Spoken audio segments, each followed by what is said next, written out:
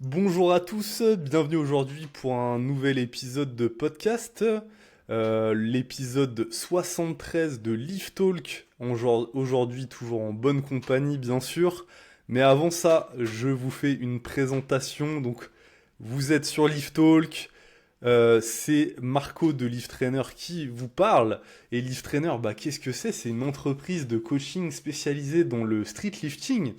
Donc on s'adresse à toutes les streetlifteuses, streetlifters de tous les niveaux, débutants confirmés.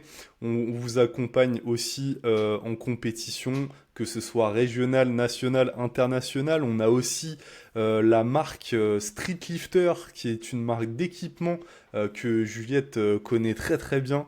Euh, on est aussi formateur pour les coachs en streetlifting avec la formation Lift Trainer Global. Vous pouvez retrouver le compte du même nom sur Instagram.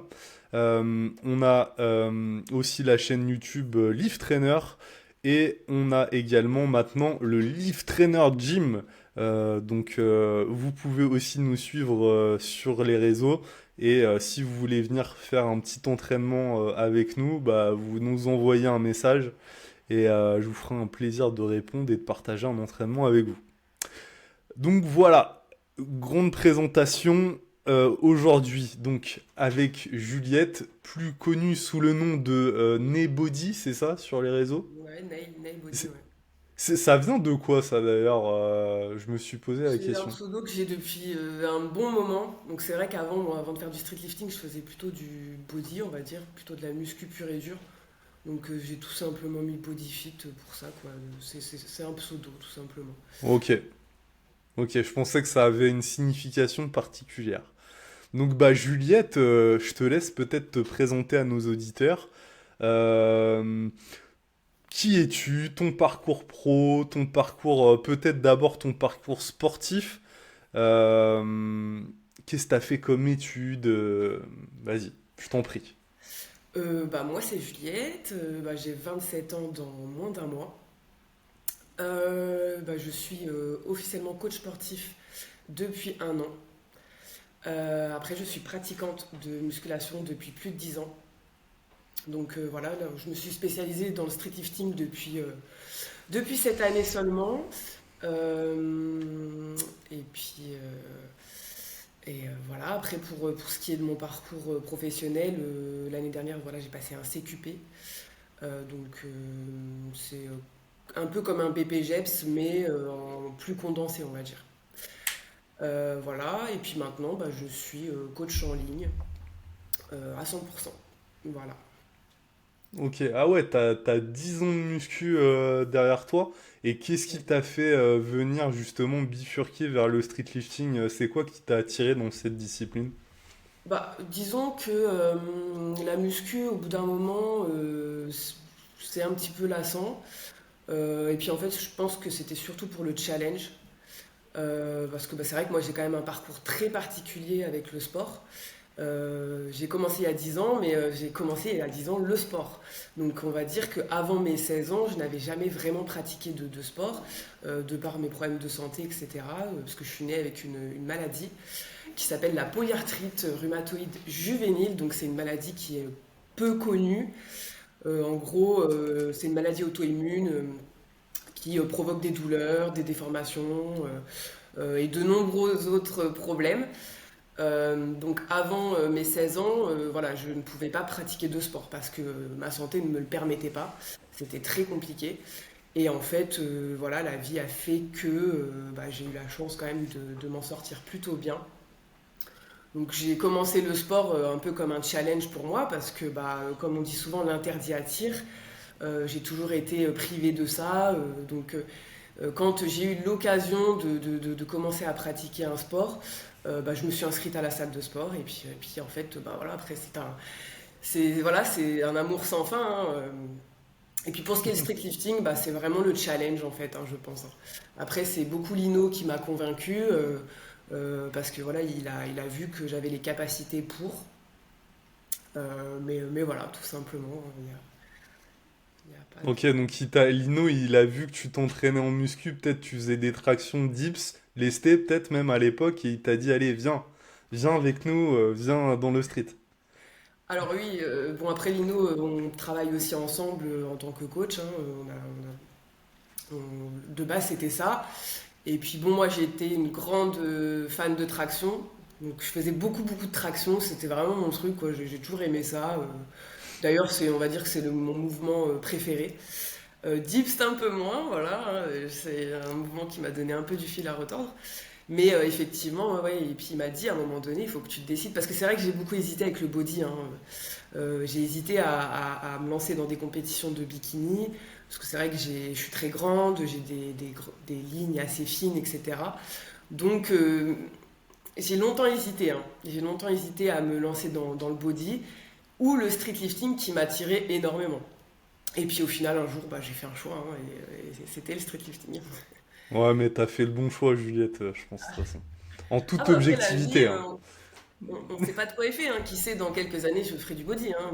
Mais pour l'instant, voilà, je me suis lancé à fond là-dedans et j'espère pouvoir aller jusqu'au bout, quoi. Voilà. Ok. Et donc ça, je pense qu'on développera toute cette partie-là après, dans une deuxième partie. Et justement, alors là, tu nous as décrit un petit peu le truc. Jusqu'à 16 ans, en gros, tu pouvais pas faire de sport. T'étais même un petit peu en mode frustration. Et puis, bah voilà, après, tu t'y es mis et bah c'est devenu vraiment une passion. C'était presque une révélation pour toi, de ce que je comprends. Et voilà, musculation à fond. Et puis à un moment donné, voilà, manque d'objectivité sur ce que tu faisais en mode, voilà, ok, bon, on a des progrès peut-être esthétiques, mais c'est pas très quantifiable, dépasser un certain nombre d'années de pratique. Et j'imagine que le street lifting là-dessus, c'était beaucoup plus concret pour toi et peut-être aussi c'était un petit peu plus fun. Ça sortait de ce que tu avais l'habitude de faire jusqu'à présent.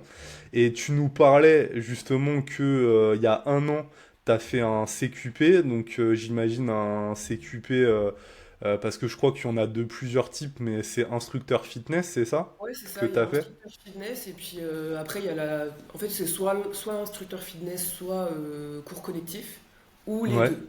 Mais c'est vrai que moi, ok. cours collectif, ça m'attirait pas forcément. J'ai été très attirée par le coaching en individuel ou en petit groupe. Donc je suis Mhm. partie sur le instructeur fitness. Et donc ça, c'est en 3 mois, je crois, un truc comme ça, non? Euh, Avril, mai, juin, juillet. Moi je dirais 4 mois. Non, Quatre même mois. 5 mois même, parce que c'était de avril à août l'année dernière.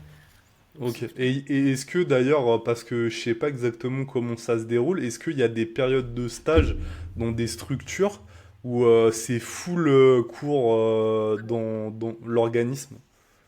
Oui, donc oui, il y a des stages, hein, bien sûr. T'as un quota d'heures à faire pendant tout le long de ta formation. Ok. Donc moi j'ai eu Et- la chance d'être en stage avec une salle.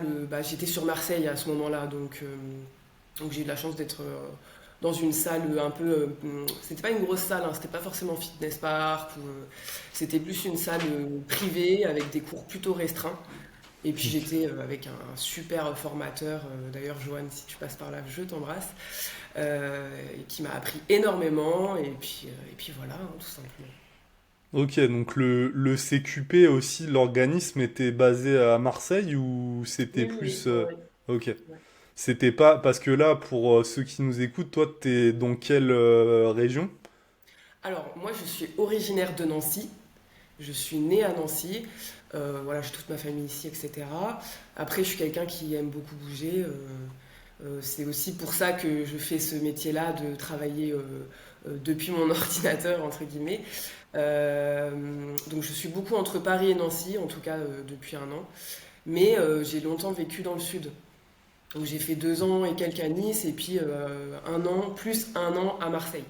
Donc c'est une des régions que je connais très bien. Voilà, j'ai des proches aussi qui sont là-bas. Donc c'est aussi pour ça que je suis partie à Marseille pour faire cette formation. Ok, ok, très bien. Euh, ok, donc là, CQP il y a un an. Et justement, avant ça, t'avais fait quoi comme études? C'était quoi ton parcours au niveau des études? Alors, rien à voir. Moi, j'ai fait 10 ans, enfin, en fait, ça faisait presque 10 ans que j'étais coiffeuse. Donc j'ai passé un CAP coiffure et ensuite j'ai passé un brevet professionnel coiffure. Donc ça c'est pour ouvrir son salon, etc., prendre des apprentis. Donc bah, j'ai fait un peu mon bout de chemin là-bas, hein. J'ai travaillé dans divers salons, diverses entreprises, jusqu'à me mettre à mon compte. Donc quand j'ai passé mon diplôme de coach sportif, ça faisait déjà près de 4 ans que je travaillais pour moi. Donc je faisais de la coiffure principalement à domicile. Donc voilà. Ok, ça c'était un truc, ouais, tu m'avais pas... Enfin, je savais pas ça. Que t'avais été à ton compte dans la coiffure. Je pensais que t'avais été full salariat jusqu'à la fin. Ah non, non, non, moi c'est vrai que le salariat, c'est... Je dirais pas que c'est un mot qui me fait peur, mais c'est un mot qui ne correspond pas avec ma personnalité. Voilà, moi je suis quelqu'un de très indépendant. En fait, j'ai un peu cette doctrine de me dire, moi j'ai envie de trimer pour moi, quoi. Ça m'embête en fait d'aller travailler tous les matins pour quelqu'un d'autre. Je préfère en fin de journée être fatiguée, travailler comme une dingue, mais pour moi. Et c'est vrai que bah, l'auto-entrepreneuriat, ça c'est vite.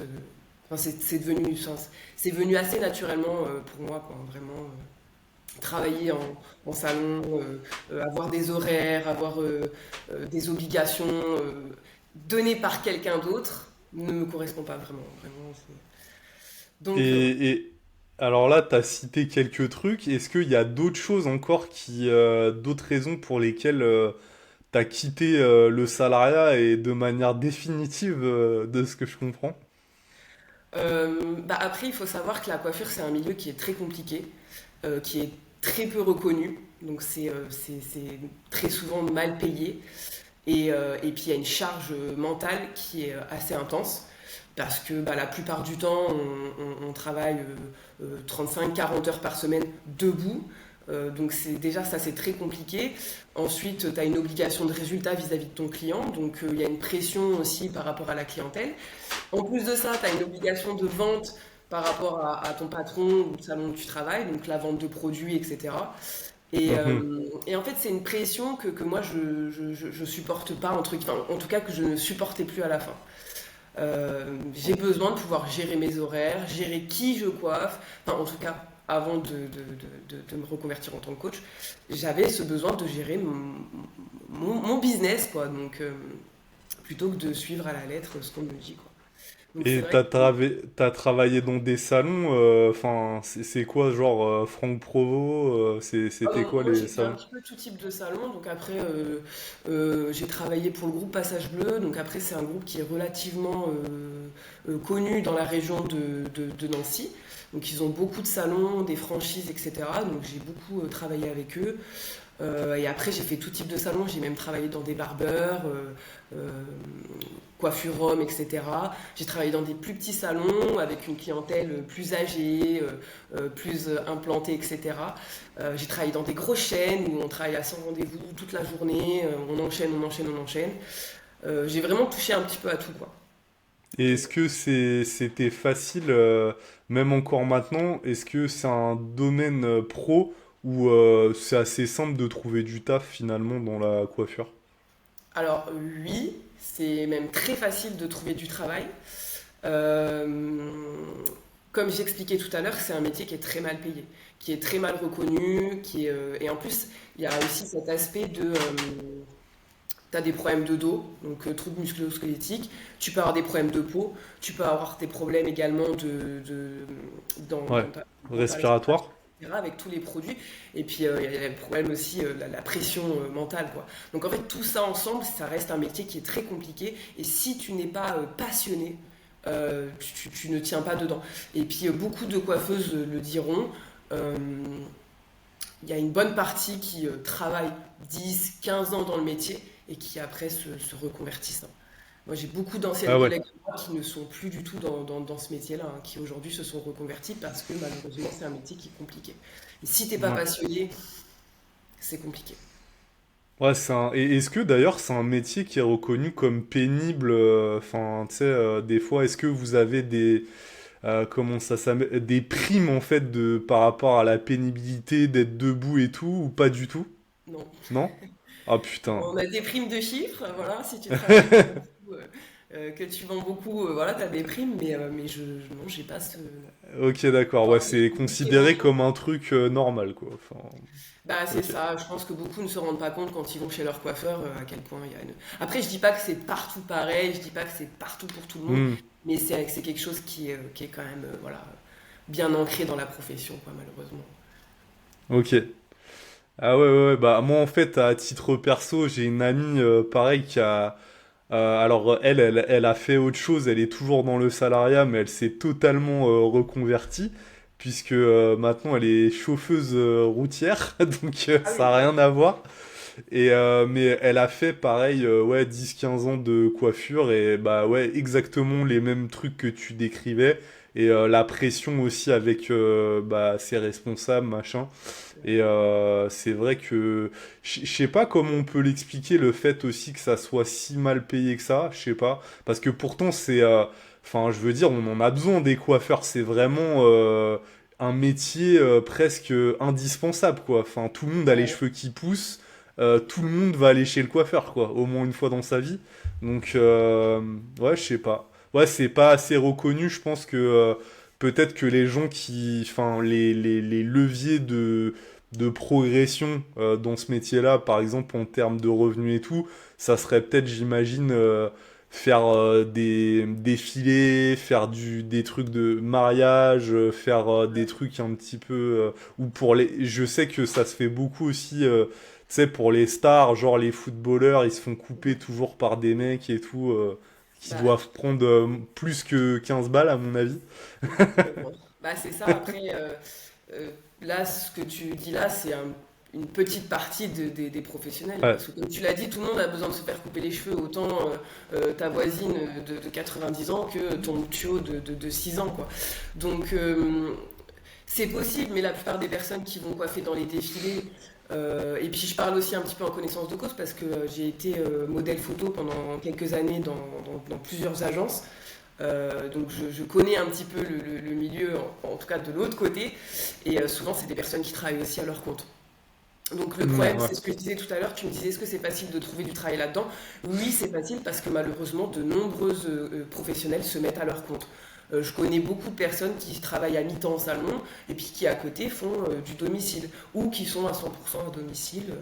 Euh, voilà, donc Ouais. la plupart des personnes voilà, qui travaillent dans les défilés, dans tous les trucs là, déjà c'est une toute petite partie. Ouais. Et puis, euh, et puis voilà, après, souvent soit sont à leur compte, soit ils travaillent pour des gros salons, etc. Après, je dis pas que c'est pas un métier qu'il faut pas le faire, hein, mais il faut être conscient que c'est un métier qui reste Ouais. difficile. Comme tu disais tout à l'heure, je comprends pas pourquoi c'est pas aussi pas bien payé, etc. C'est pas reconnu, mais il n'y a pas que ce métier-là. Bah ouais, il y a Pareil, bah dans les la restauration, infirmières, la la restauration. restauration, tous les personnels médicaux, etc. C'est pareil en fait, hein. Il y a beaucoup Hmm, de métiers en France qui malheureusement bah, sont bien trop peu reconnus alors qu'ils sont indispensables pour tout le monde, quoi. ouais. Ok, ouais. Et donc là, tu nous as dit ton parcours CQP. Est-ce que tu as fait d'autres formations qui sont liées à ton nouveau métier de coach sportif? Ou Ah, ah bah oui, bien sûr. Ah oui, oui, oui. Je dirais même que ok. ceux qui souhaitent passer un CQP, ils doivent se mettre dans la tête que le CQP c'est juste un socle, hein. Ça va être juste le début, quoi. Parce que pour moi, CQP, c'est pas destiné à tout le monde. Pour moi, c'est pour les personnes qui ont déjà une certaine expérience dans le sport. Parce que tu arrives en CQP, ça va très vite, il y a énormément d'informations. Et puis, si tu n'as pas déjà un minimum de base, ça devient très très compliqué à la longue. Et puis, même en sortant de CQP, il y a encore besoin de se former, quoi. Donc, j'achète régulièrement des livres sur tous les thèmes, etc. J'ai fait une formation également un petit peu plus spécialisée dans la réhab. Donc, ça s'appelle RehabU, c'est relativement reconnu. Mais après, c'est une formation de tous les jours en fait, hein. Je pense que même un coach qui a 10 ans d'expérience doit encore en apprendre et doit continuer à se former, euh, voilà, sur plein d'aspects, autant la nutrition, la santé, la réhab, la programmation. Enfin, Ok. Et justement, ça c'est intéressant aussi ce que tu as dit par rapport au CQP, que ça s'adressait pas à tout le monde. Et c'est bien ce que j'avais capté moi. Même en vrai, le BP, même si on prend plus le temps au BP, je dirais que c'est pas non plus, ça s'adresse pas non plus à tout le monde parce que il y a vachement ce truc de, tu sais, je pense même peut-être t'as été avec des gens comme ça en formation qui pratiquaient le sport, tu vois, et qui savaient pas trop ce qu'ils voulaient faire. Allez, bim, vas-y, j'aime bien le sport, je vais faire un CQP, tu vois. Enfin, parce que ça, moi, je l'ai vu aussi en BP. Même si ouais dans ma session il y avait quand même beaucoup de gens qui avaient déjà un plan préétabli, qui étaient vraiment passionnés, ça faisait des années qu'ils s'entraînaient, parce que moi j'ai fait un BP où les gens étaient assez âgés, Mhm.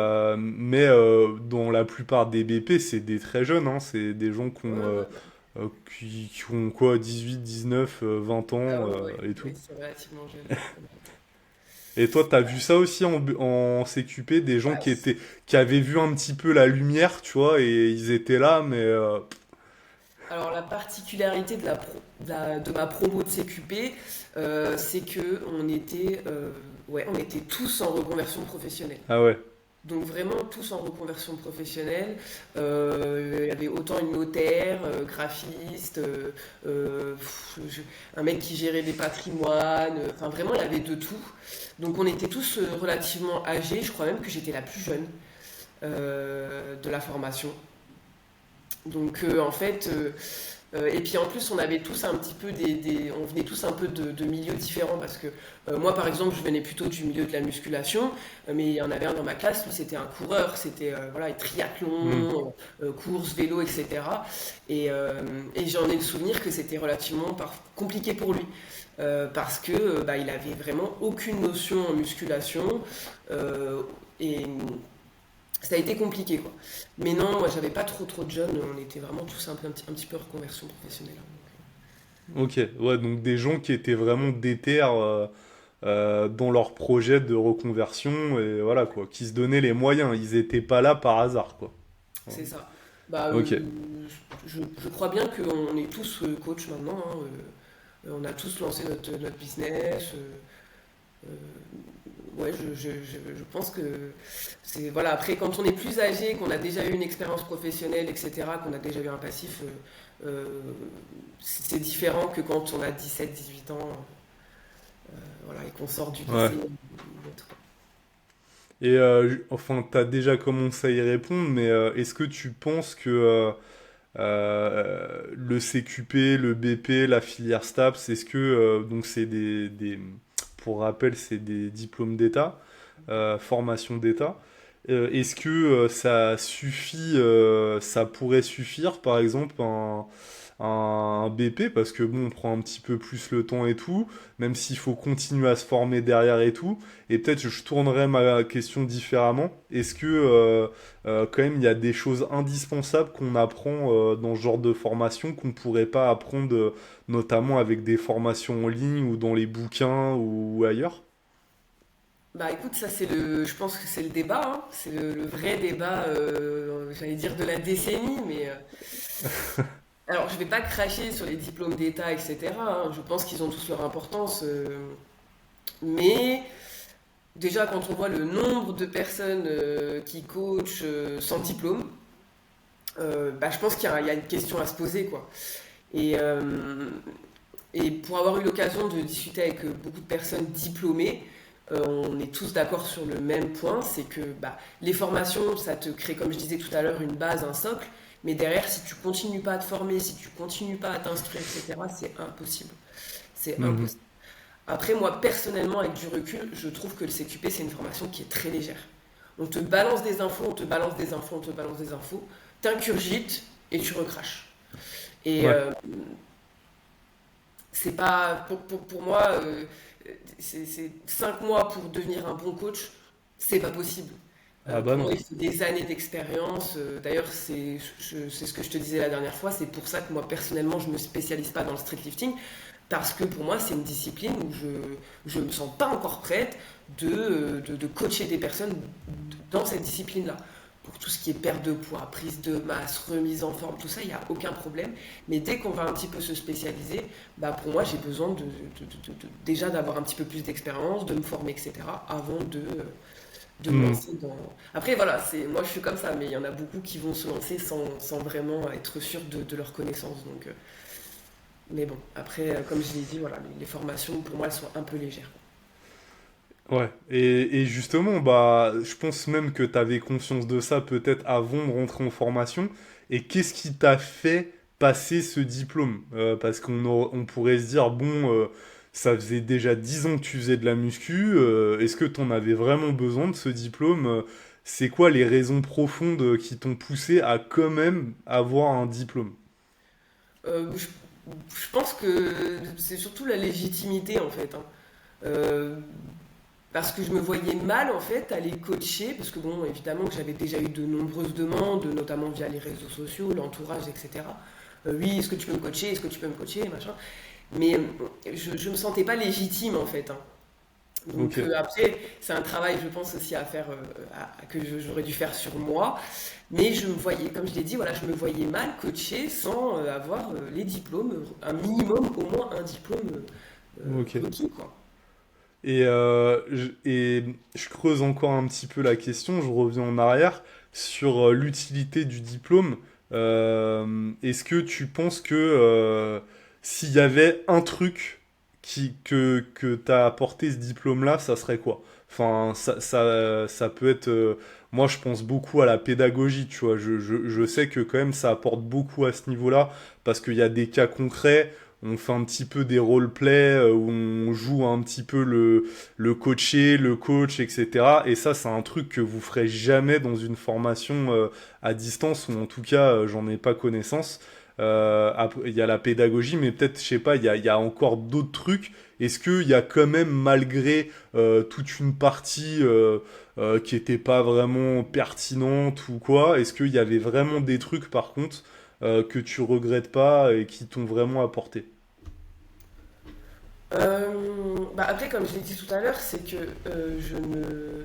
C'est pas que je recommande pas ces formations, c'est que si tu te lances dans une formation de ce type, forme-toi à côté, continue à t'instruire, continue à apprendre. Pour moi, tout ce que j'ai appris dans cette formation, ça m'a aidé, hein, évidemment. Même s'il y a beaucoup de choses que je savais déjà, les bases, entre guillemets, de la musculation, voilà, on les apprend aussi un petit peu sur le tas. Mais effectivement, oui, après, on a les mises en situation, donc ça aide énormément. Mais après, moi, j'ai pris confiance seulement après, quand j'ai commencé à coacher, quand j'ai commencé à prendre mes premiers clients, etc., à avoir mes premiers résultats. Euh, et je pense que la pédagogie, on l'apprend aussi là, sur le tas, quoi. Donc, Hmm. c'est 50-50, hein, comme je l'ai dit, c'est une base, au moins ça te permet de te lancer. Puis en plus, qu'est-ce que ça t'apporte? Bah, ça t'apporte la carte pro quand même. Donc ça te permet également de coacher en salle de sport, etc. Et, mais après, voilà, faut se former. C'est Ok. surtout ça ce que j'en ressens. Ouais, donc si je pouvais résumer, en gros, toi, c'était plutôt une question de légitimité. Ça allait débloquer un truc. Ça t'a appris des petites choses, mais voilà. Et aussi, et ça, tu l'as souligné, c'est que, et parce que moi, c'est ce que je conseille toujours pour les coachs, par exemple, qui voudraient se lancer spécialisés en street lifting, c'est toujours avoir cette possibilité via ces diplômes d'État qui ne feront pas de vous un bon coach, hein. Je le redis, les diplômes d'État ne feront pas de vous un bon coach, mais en tout cas, ça pose les bases et vous pouvez lancer votre activité en street lifting et en parallèle, bah voilà, coacher en salle. Sauf que chose que vous ne pourrez jamais faire sans ces diplômes-là. Donc, ils ont quand même une petite utilité. Et en plus de ça, bah, Juliette, elle le disait, ou elle le sous-entendrait dans tous les cas que t'es quand même plus serein, t'as la carte pro, c'est un gage aussi quand même de professionnalisme, ça rajoute quand même de la confiance de la part des gens.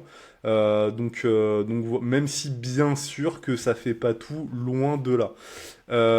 Et donc ça me permet de faire le lien avec Juliette, en fait, je lui ai proposé d'intervenir sur le podcast parce qu'on a eu on a entrepris une discussion passionnante.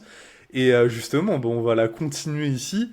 Et c'était justement, on pense souvent que le coaching en ligne, c'est très sexy parce qu'il y a la liberté temporelle, il y a la liberté géographique, et pour les plus chanceux, il y a la liberté financière. Euh, Qu'est-ce que tu penses de ça? Qu'en est-il vraiment, Juliette? J'aimerais savoir ton avis. Bah après, c'est même pas que forcément pour les coachs, c'est pour tous les auto-entrepreneurs en général. C'est que oui, il y a le beau côté, le décor super magnifique, mais il y a l'envers du décor. Et de toute façon, on n'a rien sans rien dans la vie, hein, c'est comme un salarié, il faut travailler pour avoir des résultats. Donc oui, tu as peut-être une liberté géographique, oui, tu as peut-être une liberté des horaires, etc. Mais derrière, il faut bosser. Il faut bosser. Et ce que beaucoup ne se rendent pas compte, c'est que euh, on n'a pas d'horaire. Donc on peut très bien travailler 15 heures dans la même journée et puis le lendemain ne rien faire. Mais après, c'est aussi en fonction de toi ce que tu veux, des résultats que tu veux. Mais on n'a rien sans rien. Donc non, être coach en ligne, c'est pas c'est pas un truc de dingue en soi, hein. C'est un travail aussi comme un autre, hein. C'est simplement les conditions de travail qui vont être un petit peu différentes que quand tu es salarié, quoi. Donc, Ouais, c'est ça. Parce que il y a cette. Enfin, moi, j'observe ça parce que bah, je suis un petit peu plus âgé que toi. Et c'est vrai que moi, par exemple, quand j'avais 20 ans, bah, c'était pas du tout développé. Même, enfin, l'entrepreneuriat était un petit peu naissant. Bien sûr, ça existait. Mais c'était pas autant mis en avant que maintenant. J'ai l'impression que maintenant, c'est un petit peu. La voie, le Graal, quoi. Enfin, ouais. en gros, t'es entrepreneur, t'as réussi, quoi. Enfin, c'est vraiment. Et il y a même un dégoût du salariat après qui est quand même assez justifié dans certains domaines, hein, comme on en a cité là, des domaines qui sont pas reconnus et effectivement, à un moment donné, tu te poses la question, quoi. Tout ça pour ça. En plus, je suis limité, je suis bridé même en termes de revenus, etc. Ça, on y reviendra. Mais ouais, donc tu disais, ouais, ça peut, t'as tout l'envers du décor. Et moi, j'aime bien prendre cette grosse phrase de Daron. Il y a que le travail qui paye. Tu sais, ça, nos parents, ils nous l'ont répété. Et nous, on disait oui, oui, papa, oui, maman, oui, t'as raison, t'as raison. Mais en fait, tu prends vraiment conscience de ça, justement, bah, quand t'es dans cette configuration. Et tu te dis, mais en fait, c'est trop vrai, quoi. C'est trop, trop vrai. Et il y a pas de raccourci, en fait. Il n'y a pas de solution miracle. Il n'y a pas de.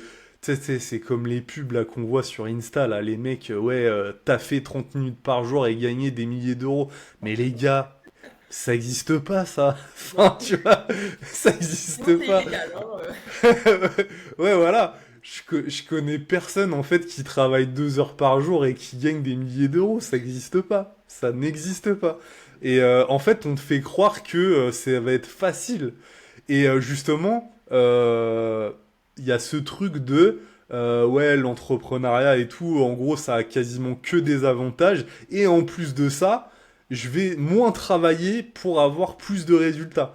Mais pas du tout, du tout. C'est pas du tout. Et c'est même tout l'inverse. Et peut-être que là, tu me diras si j'ai tort, mais en tout cas, moi, en ce qui me concerne, j'ai jamais autant travaillé de ma vie que depuis que je suis entrepreneur.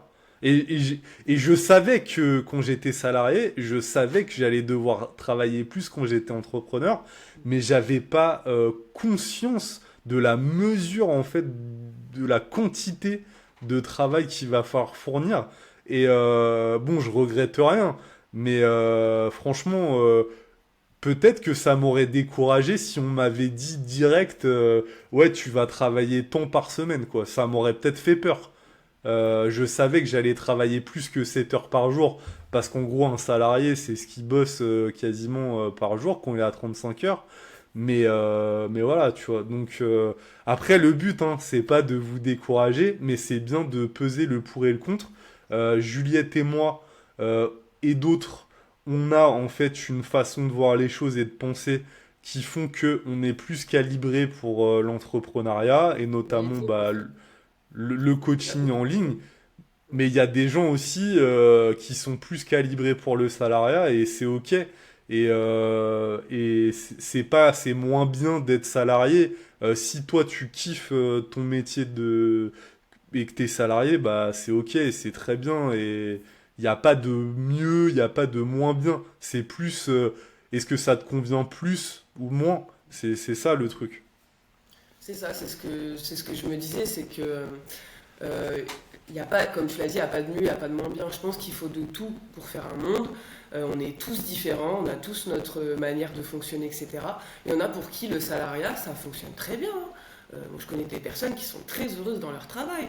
Après, le travail, c'est pas non plus, c'est pas toujours une partie de plaisir, autant pour un auto-entrepreneur qu'un salarié. Donc, il y aura toujours des coups durs, il y aura toujours des moments un petit peu compliqués. Mais je pense qu'il faut déjà se connaître soi-même et savoir à quoi on aspire dans la vie. Mais comme tu l'as dit, c'est pas fait pour tout le monde et c'est ok. Donc après, que tu sois salarié ou indépendant, il n'y a aucun problème en fait. Je pense que voilà, comme je l'ai dit, il faut de tout. Il faut de tout. Donc après, si tu te sens bien dans la sécurité, parce qu'il y a des personnes qui ont ce besoin aussi, hein, de sécurité, d'être sûr d'avoir le salaire à la fin du mois. Ils ont besoin d'avoir quelqu'un qui leur dit, bah écoute, il faut que tu viennes à telle heure, il faut que tu repartes à telle heure. Ils ont ce besoin-là. Et moi c'est tout le contraire. J'ai ce besoin de pouvoir faire comme bon me semble. Donc après, oui, je suis entièrement d'accord avec toi. Et puis pour ce qui est de la charge Et de travail, c'est pareil, hein. C'est la ouais. même chose. Est-ce que justement, ça c'est une question qui n'était pas préparée, mais est-ce que tu penses que le parcours que tu as eu, en fait, il t'a aidé pour dans ta situation actuelle? Est-ce que par exemple, si tu avais débuté en tant que salarié, entrepreneuse, est-ce que tu aurais les mêmes résultats, la même envie, la même énergie? Est-ce que en fait ton parcours, enfin voilà, est-ce qu'il a été utile pour ce que tu fais maintenant? Ah bah, évidemment. Puis je pense que personne n'est né auto-entrepreneur en sortant du lycée, en sortant de la fac. Bah, Donc on a il y en tous a eu pas un mal, il petit y en a de passage. plus en plus maintenant. Alors, c'est ce que je pensais aussi tout à l'heure quand je t'écoutais, c'est que c'est aussi la société d'aujourd'hui qui fait que les auto-entrepreneurs sont mis en avant, les réseaux sociaux, etc. On est dans un monde ultra connecté, donc c'est sûr que bah, ça me fait penser beaucoup à mon père qui est quelqu'un de très voilà, carré. Lui, c'est quelqu'un qui, pendant des années, qui attendait qu'une chose, c'est que j'ai un CDI, que j'ai une stabilité, etc. Et c'est un peu la génération voilà, de nos parents qui, eux, ont un peu du mal avec cet aspect de bah, le monde change, la société change. Et, euh, je sais plus ce que je voulais dire d'ailleurs. Et je parlais juste avant de ton parcours aussi. Est-ce Ah que oui, du coup, oui, effectivement, j'ai un peu voulu aller dans le sens de mes parents, mais depuis toujours, j'ai eu je le savais au fond de moi, quoi, que je serais chef d'entreprise, entre guillemets, que je travaillerais pour moi, pourquoi pas un jour, comment dire, bah, avoir des salariés, etc. C'était un peu ancré. Mais voilà, après, comme je l'ai dit, on est dans une société où bah, nos parents, nos aïeux, etc., bah, ils ont du mal avec cet aspect-là. Donc moi, en tout cas, ma famille, quand je leur ai dit oui, je me mets à mon compte, ça a été un peu compliqué. Alors, heureusement que ça faisait pas mal d'années que je travaillais, que j'avais déjà une petite clientèle, parce que quand tu es coiffeuse en salon, évidemment, à côté, tu travailles un petit peu, hein. Tu fais un petit peu de blagues, tu coiffes les copines, la famille, etc. Donc, j'avais déjà une base, en fait, hein. Mais si je leur aurais dit dès le début, ouais, je veux faire ça, je veux me mettre à mon compte et tout, ça aurait été compliqué. Mais effectivement, le parcours que j'ai eu en entreprise m'a beaucoup aidé, parce que bah, t'en apprends aussi énormément, hein. Voilà, après, ouais. Mhm. Bah ouais, ouais, je pense que notre passé, notre parcours fait ce qu'on est actuellement. Et en fait, si on en est là aujourd'hui, toi comme moi, c'est aussi parce qu'on a vécu, on a eu des expériences qui ont fait que ça nous a amené jusqu'à là. Et c'est hyper, enfin, je me reconnais à 2000% dans ce que tu dis par rapport à ton père, à ta famille, qui avait prévu pour toi la voie suprême du CDI et de la sécurité. Alors moi, c'était exactement pareil. Euh, Juste voilà pour vous confier, en fait, moi, mon premier travail en CDI, c'est en restauration et j'étais plongeur. Donc plongeur, c'est pas celui qui plonge dans la mer, c'est celui qui lave les assiettes et les couverts. Et ma mère était extrêmement content que je sois en CDI là-dedans. Et je peux vous dire que j'ai très très vite déchanté, même si après j'ai évolué, j'étais commis de cuisine et tout. Mais on va dire que j'ai pas eu la meilleure mise en situation, enfin la première expérience professionnelle qui allait me donner une vision positive du monde du salariat, malheureusement. Et après, je dis peut-être heureusement, parce que bah, tout ça, ça m'a... J'étais comme toi, en fait. Moi, j'avais... En fait, si tu veux, je me forçais tout le temps. Je me forçais dans le salariat et je voyais qu'en fait, je pense que ouais, c'était moi qui avais un problème, ou en tout cas qui était pas calibré là-dessus. Et je me disais, mais merde, quoi. Enfin, en fait, je trouve toujours des trucs qui vont pas et tout. C'est moi, en fait, qui abuse, quoi. Et en fait, non, c'est juste que c'était pas fait pour moi et qu'on m'avait mis ça dans la tête, ce schéma-là des boomers, hein, faut le dire qui eux ont vécu là-dedans et pour eux c'était la normalité, ils faisaient des carrières de 20, 30, 40, 50 piges dans le même métier et pour eux en fait c'était la norme et c'était normal, ils étaient heureux comme ça, mais parce que le monde dans lequel ils vivaient n'est pas du tout le monde dans lequel on vit actuellement et je pense que c'est aussi pour ça qu'il y a de plus en plus de gens qui veulent être à leur compte. Et donc, bah, le sujet un petit peu du podcast, c'était ça, hein. C'était, voilà, il y a du pour, il y a du contre. Et justement, moi, j'ai une question pour toi, Juliette, Mhm. parce que on a cité les avantages, enfin, on pourrait encore les énumérer, mais voilà, t'as la liberté temporelle, c'est-à-dire que tu peux organiser tes journées comme tu le souhaites. T'as la liberté géographique avec nos métiers parce qu'il faut juste une bonne connexion internet et tu peux travailler de n'importe où. Euh, Tu peux aussi avoir la liberté financière si tu gagnes bien ta vie, donc tu peux être quand même pas mal indépendant par rapport à ça. Mais est-ce que aussi on pourrait pas énumérer bah, les inconvénients en fait d'être auto-entrepreneur? Alors déjà, j'aimerais juste rebondir sur ton CDI de plongeur. C'est ça qui est fou avec la génération de nos parents, c'est que eux, ce qu'ils voient, c'est CDI. Ouais. Ils ne disent pas plongeur, ils se disent pas, bon, plongeur, c'est pas forcément le métier de rêve et tout. CDI, ça y est, super, magnifique, je te dis plus rien, quoi. Donc bon, après, malheureusement, on peut pas leur en vouloir, hein, c'est vraiment Non. c'est comme ça. Du coup, pour les inconvénients de l'auto-entrepreneuriat, bah, en fait, c'est un peu tout ce ça revient à tous les avantages, en fait, hein. C'est que tu dois gérer tes horaires, tu dois gérer ton travail. En fait, il n'y a personne pour te dire lève-toi et va bosser, en fait, hein. Si t'as pas une discipline déjà de nature, c'est mort, en fait, hein. Euh, donc, tu es obligé de t'imposer une discipline, et ça, tout le monde n'est pas capable de le faire. Donc ça, c'est je dirais un des inconvénients. L'autre inconvénient, c'est l'URSSAF. C'est voilà, après, bon, malheureusement, il faut bien payer ses impôts hein, et ses cotisations. Mais je dirais qu'en France, c'est aussi un petit peu un problème, c'est on est beaucoup taxé, surtout les auto-entrepreneurs. D'ailleurs, c'est quelque chose que j'entends beaucoup ces derniers temps, ces derniers mois. Bah, on l'entend, hein, les gens partent à l'étranger, etc. Parce qu'en France, malheureusement, on n'est pas aidé. Ça aussi, ça peut être aussi un inconvénient. Ça peut être parfois compliqué parce que si tu, comme tu l'as dit, tu génères pas suffisamment d'argent, bah, derrière, ça peut vite devenir problématique, quoi. Donc voilà.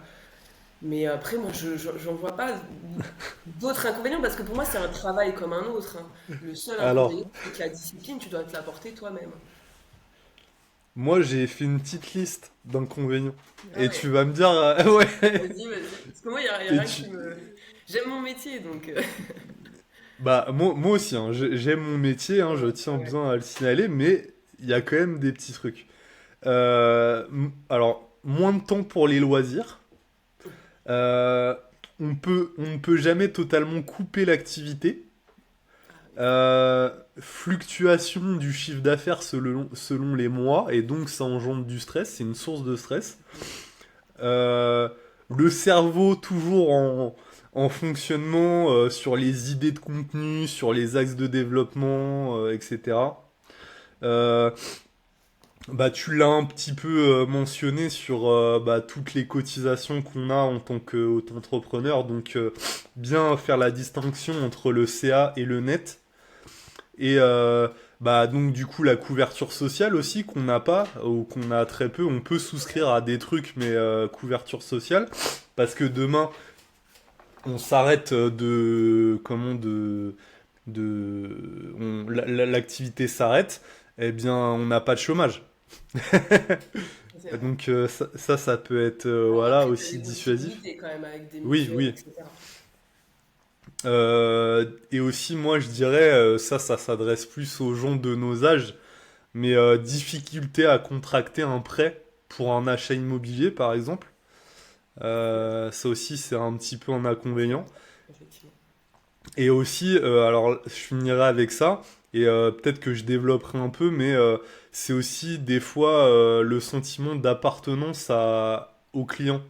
C'est-à-dire que des fois, ce sentiment un petit peu d'être forcément à leur disposition, vu qu'on est une activité de service, mais il y a ce sentiment-là, des fois, vous n'êtes pas complètement indépendant, vous avez des comptes à rendre à vos clients. Oui. Donc, il y a du bien, parce que nous, on kiffe ce qu'on fait, voilà, mais aussi peut y avoir voilà, des sentiments des fois un petit peu partagés. Donc, est-ce que t'es d'accord déjà un petit peu avec ma liste? Est-ce que Ah tu te oui, reconnais dans certains complètement. trucs? Complètement. Mais je pense que je suis tellement épanouie dans mon travail que c'est un peu des points que je ne vois pas forcément encore Oui, aujourd'hui.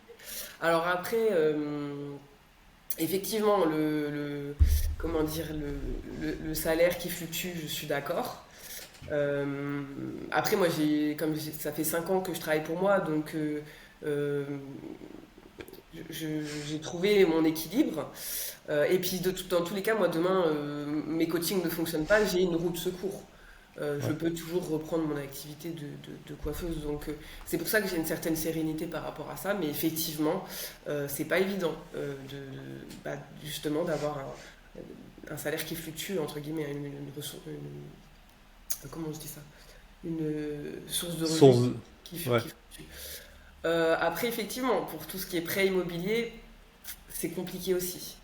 Même si tu as un partenaire qui, lui, a un CDI, etc., ça reste aussi compliqué. Il faut justifier des années de chiffre d'affaires pour éventuellement avoir quelque chose. Et ça revient à ce que j'ai dit tout à l'heure, c'est que bah, malheureusement, beaucoup d'auto-entrepreneurs partent de la France parce que malheureusement, il y a ces problèmes-là. ouais, Il y parce avait... que c'est pas comme ça dans tous les pays, hein. Bah ouais, malheureusement, c'est un peu le Mm. problème. Donc j'espère qu'avec les années, voilà, ça évoluera, hein, mais pour l'instant, voilà. Ouais, Et puis pour ce ok. qui est des clients, on leur doit des comptes, etc. Bah après, c'est comme tout, hein, tu as une obligation de résultat, entre guillemets. Hein, on te paye pour un certain travail. Donc après, moi, c'est une phrase que je répète beaucoup à mes élèves, c'est que moi, je suis là, je te donne les clés. Après, c'est à toi de t'en servir. C'est aussi comment dire, la base du coaching en ligne, hein, c'est que bah, toi, tu es là pour donner les bonnes infos, la bonne direction, mais ensuite, voilà, si l'élève, le coaché ne fait pas le travail, ça n'a aucun intérêt. Hein. Mm. Donc après, voilà, pour moi, c'est un travail en cohésion, hein, c'est un travail que tu fais à deux avec ton coaché. Mais effectivement, voilà, après, c'est dur de décrocher aussi. Hein. Mais moi, c'est quelque chose qui me pose pas vraiment de soucis de devoir répondre à mes élèves, voilà, le soir ou pendant mes jours de repos, etc. Après, je pense que c'est un équilibre à trouver, hein. Je pense que Mm. pour avoir un petit peu de temps libre pour soi, je pense qu'il faut aussi se l'imposer. Et je pense que c'est aussi le problème de beaucoup de personnes qui travaillent pour soi, c'est qu'ils ont du mal à avoir cet équilibre pro et perso. Mais je pense que c'est pas impossible. Ah Euh, ouais. Moi, Moi personnellement, ça aussi. va, je trouve que je m'en sors plutôt bien. Même si, voilà, effectivement, ça prend de la place. On a toujours des nouvelles idées, on a toujours envie de faire des nouvelles choses, etc. Et puis, on a ce sentiment que ça ne s'arrête jamais. Mais voilà, après, quand t'aimes ce que tu fais, t'aimes ton travail, etc., je pense que bah, pour l'instant, pour moi, ça fonctionne. On verra dans quelques années, mais pour l'instant, ça va. Après, je suis Et d'accord bah, avec tout ce que tu as dit, hein. C'est vrai que c'est des aspects qu'il faut prendre en compte, hein, bien sûr. voilà, c'est ça. C'est toujours, hein, on n'est pas là pour vous faire peur et dissuader, mais c'est juste, voilà, on est transparent, on va dire, on vous ment pas, on vous parle un petit peu des insides, et vous savez en gros ce qui vous attend. Et encore, hein, il y a d'autres trucs, et selon les personnes aussi, ça va différer. Et, et justement, bah, alors aujourd'hui, t'es épanoui dans ton activité, ça fonctionne et tout. Euh, Qu'est-ce qui te limite aujourd'hui dans la croissance de ton entreprise? Le temps, Ouais. parce que malheureusement, les choses prennent du temps, je pense. Et puis, je pense que c'est aussi les connaissances, la formation. Donc, c'est pour ça, comme je dis, je continue à m'instruire, je continue à regarder des vidéos, des formations, à lire des livres. Je rachète tout le temps des bouquins sur de nouveaux sujets, etc., pour toujours en savoir plus, etc., parce que j'aime savoir de quoi je parle. Mais je pense que ouais, c'est beaucoup le temps et puis la formation, hein. Je pense que c'est ouais, c'est important de se former. Donc voilà, après, ouais, Ouais, ouais. il me paraît. Est-ce que tu penses qu'aussi c'est bien parce que là on a parlé de se former sur toutes les connaissances sportives, de l'entraînement. Est-ce que aussi c'est bien de se former dans tout ce qui est marketing, vente Ça englobe tout, hein, pas forcément que les connaissances, etc. Mais effectivement, ouais, tout ce qui est. Oui, et c'est vrai que c'est un point important aussi. Je pense même qu'il est un petit peu au-dessus même de. Parce que bah, on apprend un petit peu en formation, CQP, etc., BP, à prospecter, etc., à trouver ta cible, etc. Hmm. Mais effectivement, c'est léger. C'est léger. Ouais, c'est Et je ultra pense que léger. Ouais. ce qui manque Hmm. dans les formations, euh, enfin, moi, quand j'ai commencé à mon compte l'année dernière, c'était pas évident. Après, j'ai eu la chance d'être un petit peu entourée. Lino m'a beaucoup aidé. J'ai des personnes dans mon entourage également qui m'ont beaucoup aidé. Mais c'est pas évident de se lancer, de sortir. Tu sors de CQP, bam, tu te retrouves chez toi. Bon, bah, qu'est-ce que je fais? Hmm. Qu'est-ce que je fais? Voilà. Après, j'ai la chance d'avoir une petite communauté sur les réseaux sociaux. Donc, j'avais déjà des demandes de coaching voilà, qui étaient en attente. Donc, ça m'a beaucoup aidé aussi. Mais je pense que pour quelqu'un qui n'a pas ces bases-là, ça peut être compliqué. Ouais.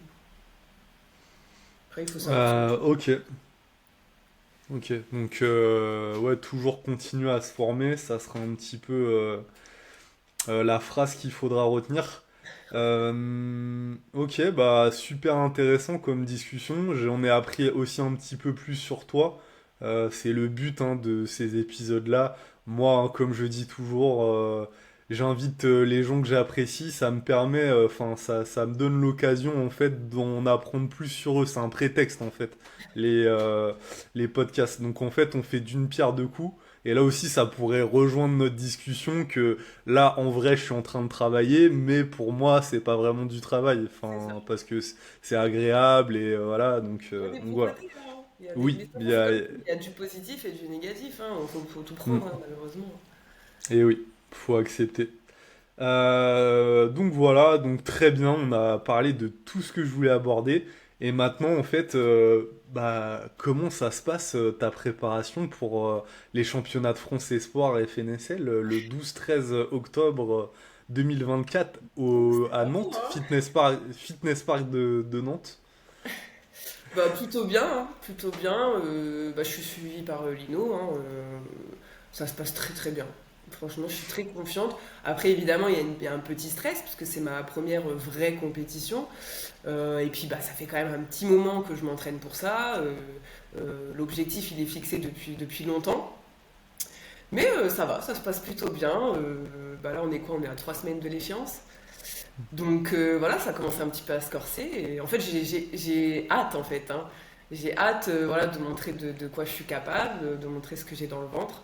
Et puis en fait, c'est surtout pour me prouver aussi à moi-même que voilà, je suis capable, hein. C'est surtout, comme je dis souvent, c'est moi contre moi-même, hein.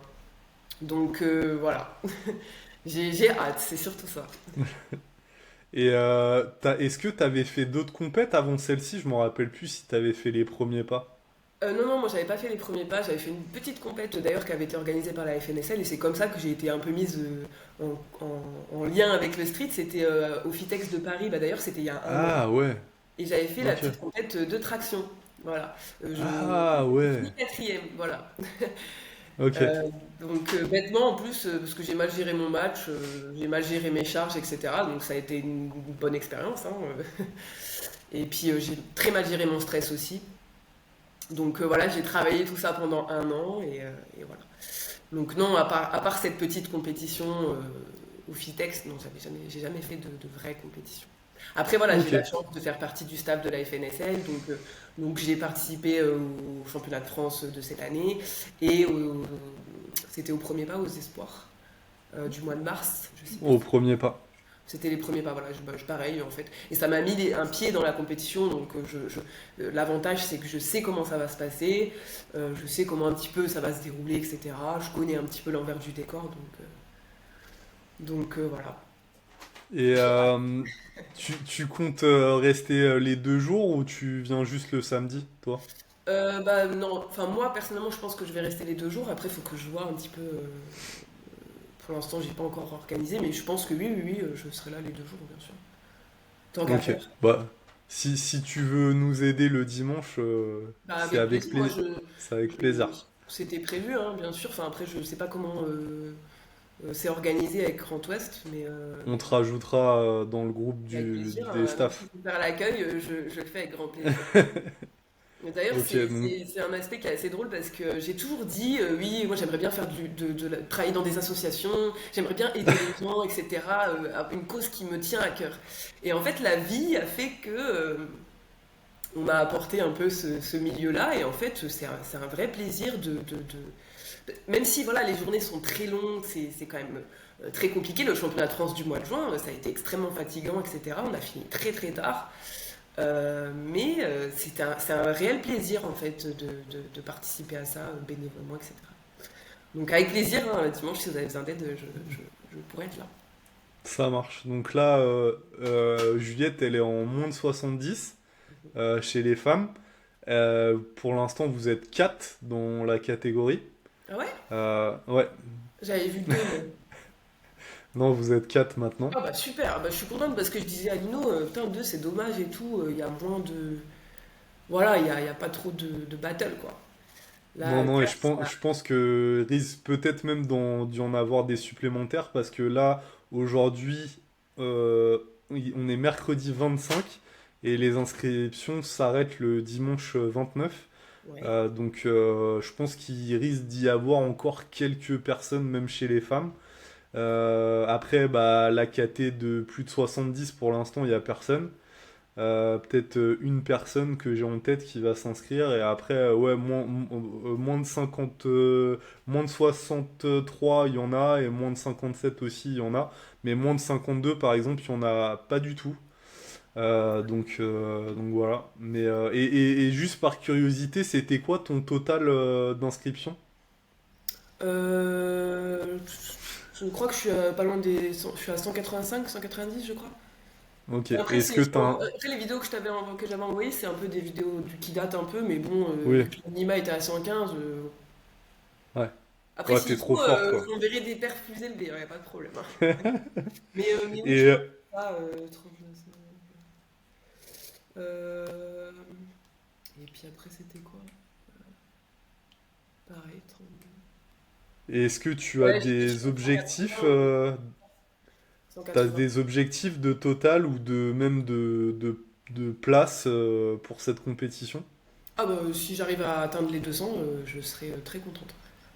Voilà, Ok, donc ça 195, c'est... 200 kilos. c'est- Ouais. Et pour vous... je sais qu'il y a beaucoup d'hommes qui écoutent ce podcast-là, même s'il y a quand même pas mal de femmes. Mais pour vous redire, 200, c'est quand même un beau palier chez les femmes, mais je dirais qu'il équivaut à environ 400 chez les hommes. C'est quand même... on commence vraiment à rentrer dans le gros sérieux. Avec 200 chez les femmes, Si donc je me voilà. trompe pas, la deuxième de cette année au championnat de France, Dounia, je crois, qui était en moins de 70, a fait 200. Ah ouais? Ok, Championnat de France. Ouais, ouais, ouais. Donc, ok. donc voilà, après, on verra bien comment ça se passe, hein. Les compétitions, c'est toujours un petit peu. Voilà, hein, il y a énormément de facteurs à prendre en compte, Ah hein. oui, Bon, après, je suis bien entourée, j'ai la chance d'avoir Lino avec moi, donc je suis confiante. Je donnerai le meilleur de moi-même. Après, si j'arrive à faire un podium, ça serait incroyable. Mais bon, je connais pas trop mes concurrentes, donc voilà. Un podium serait incroyable, hein, franchement. Après, c'est l'objectif, je pense, de tout le monde, hein. Quand tu t'inscris à une compétition, tu as envie de gagner, hein, bien sûr. Donc ouais, je regarde là. Ouais, effectivement, la troisième, donc Alice avait fait 195 et deuxième 200. Après, il y a Axel, voilà, qui a un niveau incroyable, qui est à 245. ouais. Donc là, c'est un palier un petit peu au-dessus. On verra pour l'année prochaine. Déjà 200, c'est bien, quoi. Ça serait incroyable. Ouais, 200 c'est solide, hein. Mhm. C'est très solide. Ok, donc bah moi aussi, hein, impatient de vous voir dans 3 semaines. Ça va arriver très vite, hein, c'est demain. Ah ouais, ouais. Donc, donc voilà, super cool. Et bah, où est-ce qu'on peut te suivre, ma chère Juliette? Bah, sur Instagram, hein, bien sûr, hein, MyBodyFit, on est présent un petit peu partout. On est là. Je suis même sur TikTok aussi, hein, Ah MyBodyFit. ouais, t'es sur TikTok. Oui, un petit peu. Enfin, d'ailleurs, j'ai même beaucoup plus d'abonnés sur TikTok qu'Instagram, mais je suis très présente sur Instagram, notamment en story, etc. Je suis assez. Voilà, j'aime beaucoup échanger avec tout le monde. Donc on va dire que j'ai le contact facile. Ah Mais, bah c'est un point positif qu'on est coach, hein. ça dépend qui, hein, mais Oui, et oui, pourquoi oui, aussi, hein. Mais j'aime oui, beaucoup parler oui. de sport, j'aime parler de. Voilà, comme tes stories, voilà, je réagis assez facilement. Voilà, c'est quelque chose. Donc voilà. Ok, est-ce qu'il y a des Rendez-vous. projets, il y a des projets de création d'autres peut-être réseaux dans les mois, années à venir ou pour l'instant tu te focuses sur Instagram et un petit peu TikTok? Bah, non, pour l'instant, ça me convient très bien. Au contraire, j'aimerais développer un petit peu plus. Je travaille sur pas mal de choses. Je sors un e-book dans quelques temps. Euh, Il y a des formats de vidéos qui arrivent aussi. Enfin, après, moi, mon défaut, c'est que je suis quelqu'un de très perfectionniste. J'aime bien que tout soit parfait, même trop parfois. Donc, ça me retarde parfois sur mes projets. Mais il y a beaucoup de choses qui arrivent prochainement, dans les prochains Ok, mois. Après, là, c'est vrai que je suis beaucoup concentrée sur ma formation, etc. Mais sur ma formation, sur ma sur ton compétition. e-book? Ah, sur ta compétition, Ouais, ok. je suis beaucoup focus sur ça. En plus, voilà, il faut savoir qu'avec ma maladie, c'est pas toujours évident. Hmm. Je dirais que tous les facteurs doivent être pris en compte, en fait, hein. Vraiment, voilà. Après, ça, c'est une autre histoire. D'ailleurs, j'en parle. En fait, le podcast avec Fitness Park, ça parle de ça, hein, l'accessibilité du sport à tous, et je parle beaucoup de cet aspect-là, maladie et sport. C'est quoi le nom du podcast? Bah, c'est Fitness Park, hein. Donc, Ah, c'est le nom du podcast, c'est Fitness Park. c'est Ok, Fitness Park officiel. Ils ont un podcast sur Spotify, etc. Et le thème de ce podcast, c'est l'accessibilité du sport à tous. Voilà. ok. Donc ça sortira ce Vendredi. vendredi et nous, il sortira dimanche, ce podcast-là. Ah On oui, tourne mercredi, mais il sort dimanche. ok. Ah oui, effectivement. C'est rapide. Ça va enchaîner là, ça va enchaîner. Non mais c'est une resta en fait, Juliette, elle est sollicitée par tous les plus grands podcasts du game. Elle enchaîne là, elle Oh, enchaîne c'est tous les c'est jours. le hasard, hein, qui fait que vraiment. Tu vois, regarde, on a discuté, puis au final, ça s'est fait. Donc, Bah C'était oui. vraiment. Puis en plus, quand je disais ça quand tu veux le podcast, j'étais un peu. Je rigolais un peu, hein. Je pensais pas que tu allais me dire bon, bah la semaine prochaine, allez, on se fait ça. Bah oui, c'était l'occasion. Bon, bah c'est cool en tout cas. Ça m'a fait très plaisir d'échanger avec toi. J'en ai appris un petit peu plus. J'espère aussi qu'on a pu vous transmettre des infos pertinentes. Et puis, bah, donc, allez la suivre sur Instagram. Et puis, bah, bon courage pour ta compétition. Je serai là pour t'encourager aussi. Ouais. Et, bah, sinon, bah, moi je vous dis à la semaine prochaine pour un nouvel épisode. Ciao!